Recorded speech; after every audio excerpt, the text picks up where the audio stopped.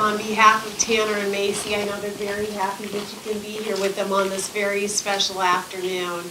Today we're gathered together in sight of God to witness and bless the joining together in marriage of Tanner and Macy. Marriage is a beautiful relationship between two people. It's a union founded on love. If I could ask you to please take the bride's bouquet. Oh, carefully. Okay, after reach, sister. Perfect, and then I'll have the two of you face each other and join both of each other's hands. And I asked you to join hands as a symbol of the union that you're making here today. And I want you to think about the hands that you're holding, because these are the hands of your very best friend holding your hands on your wedding day, promising to love you and work with you as you build your future together. These are the hands that will give you strength when you need strength, tenderness when you need tenderness, and love when you need love. These are the hands that will also hold all of whom you love. And these are the hands that through your lifetime together will wipe tears of sorrow from your eyes, but hopefully many, many more tears of joy. And these are the hands that years from now will still be searching for your hands, still seeking the love, encouragement, and support that each of you will give to one another. All of these things have brought you all the way to Valley of Fire, to the very beautiful Rainbow Vista, all ready to say your marriage vows to one another. And it's important to understand that these vows cannot be made lightly. And I know the two of you realize this. These vows need to be made with a great deal of consideration and respect. With that thought in mind, Tanner, I have a question for you. Do you take Macy to be your wife, to live together in marriage, to love her, comfort her, honor and keep her in sickness and in health, and forsaking all others, be faithful only to her as long as you both shall live? I do. Then please go ahead with your marriage vows. I'll go first. You get to go first. I guess I'm going first. Alright, so when we first met on the streets of Tallahassee, I was so intrigued by you. I don't know if it was the Sublime karaoke or the golden arches of McDonald's on Tennessee Street. But either way, I was happy to be there. At the time, I had no idea what that subtle spark in the universe could mean. But years later, that childlike fascination became magnifying. Not only did it find me, but it saved me. You saved me. You taught me what it was like to love, and more importantly, you taught me what it was like to be loved. Once I realized that you have my same affinity for Portugal the Man, Florida State, Genghis, and Bonnaroo, I knew that we were destined to be together. Then Harper was born and gave new meaning to the words love and happiness. Watching her grow and flourish with you has been the greatest part of my life thus far. Like all things in life, it has its challenges, but that is why God has merged our paths.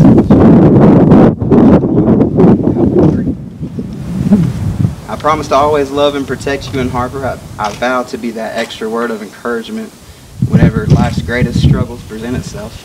I vow to be the chief sock matcher when we fold laundry together, and may occasionally share my title of corner champion with you. I promise to always have dance parties in the living room with you and Harper. Lucky for you, that's what I like. Most of all, I promise to grow old with you and cherish every minute that we are blessed to spend together for the rest of eternity. I love you. Perfect. If you want to go ahead and put your vows away. Sister, you got me climbing a rock today. Okay. Getting a good workout. Perfect. And before you start your vows, Macy, I also have a question for you. Do you take Tanner to be your husband, to live together in marriage, to love him, comfort him, honor and keep him in sickness and in health, and forsaking all others, be faithful only to him as long as you both shall live? I do. Excellent. Then go ahead with your vows. Today I have loved you for 1,807 magical days. I have loved you without pause or hesitation because my soul recognized you as the moment we met. Loving you is like that feeling you get when you return home after an extended vacation. You're my home, my safe place where I can always be myself without any judgment. You're my partner, a soulmate, a tangerine dream. You're the kindest man in the universe with a genuine heart of gold and a beautiful, brilliant mind. Just when I thought I'd begun to grasp the depths of my love for you, you transformed into the amazing father that you are, and my heart has swelled and burst a million times ever since. Thank you for making me feel like I can do or be anything that my heart desires, and for inspiring me to be a better person. You're always so thoughtful and understanding. I know that I can talk to you about anything, and you'll be there to lend a listening ear. Thank you for loving me throughout my ever-changing hair color journey, and for putting up with me when I'm hangry. I'm so honored and grateful that you've chosen me to be your wife and partner. You bathe me in a love that feels even better than that first shower after 4 days of camping at Bonnaroo. That's true. Bae, I see these vows as both promises and privileges. I vow to be your best friend, your lover, your shoulder to cry on, and to support you in all your endeavors, including but not limited to Sunday afternoon nostalgia when you want to listen to Jim Croce at an exceedingly high volume. I vow to be your biggest fan and groupie and to continuously support you in Hangman's Crown. I can promise you that I will be the best mother that I can possibly be to our children, and that I will work tirelessly to become a more patient person. I pledge to take care of you and our family with both the fierceness and tenderness that is necessary. I vow to endlessly record your tannerisms so that we can laugh about them later together. I vow that I will forever be willing to have an impromptu kitchen dance party, and that I will pick your socks up off the floor for the rest of our lives, with or without the use of expletives. I solemnly swear to let you get a bite cup when you want to try my meal to see what it tastes like, and to consistently encourage your penchant for hoarding leftovers. I vow to love you till the end of time, with a love that is more than love, to give you a love so profoundly abundant that it transcends the ever-expanding galaxies far, far away.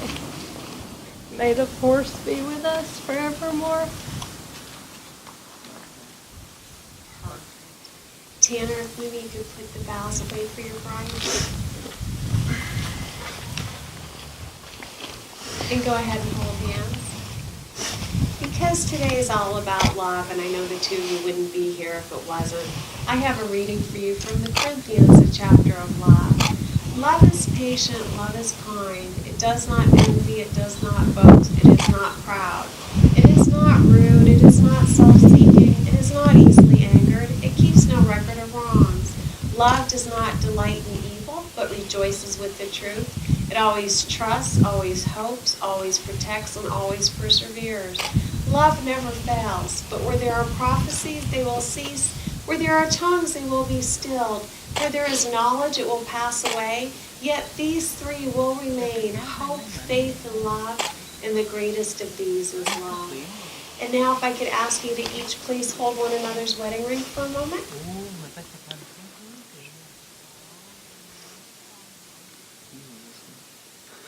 Throughout time, the wedding ring has been a symbol of unending love. Because like time, your rings have no beginning and no end. They're a circle. They're the emblem of eternity. They're also made of metals that are least likely to tarnish. These things symbolize the pledges and promises that you just finished making to one another. But above all else, your wedding rings will now be an outward and visible sign, signifying to all the uniting of this man and this woman in marriage. Tana, please place Macy's ring on her finger.